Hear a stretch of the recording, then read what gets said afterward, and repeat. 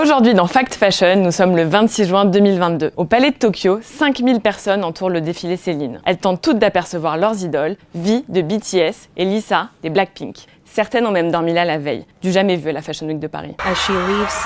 Ces dernières années, avec leurs dizaines de millions de followers, les stars de la K-pop sont devenues un phénomène mondial, au point de séduire l'univers du luxe. Le cas d'école, Blackpink. C'est simple, chaque membre du groupe a signé un contrat avec une grande marque de luxe. Jennie chez Chanel, Lisa chez Céline, Jisoo chez Dior, et Rosé chez Saint-Laurent. Leurs interviews sont rarissimes, leurs apparitions ultra contrôlées et leur popularité encore un mystère pour une bonne partie du public. Et pourtant, après le confinement, la vague devient un raz-de-marée.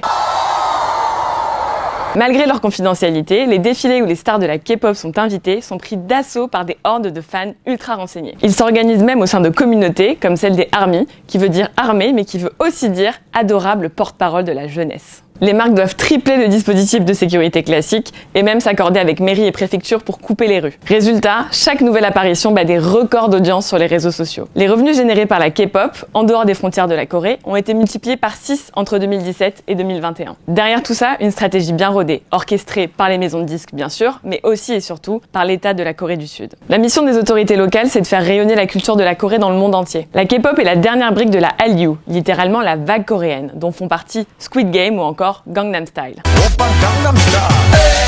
Une expansion culturelle par la musique, le gaming ou encore le cinéma que le gouvernement pilote, finance et mesure. Il se félicite en 2021 de compter 150 millions d'adeptes. En fait, l'industrie du disque du pays est bien plus qu'une machine à faire des tubes et des célébrités. C'est une arme de soft power.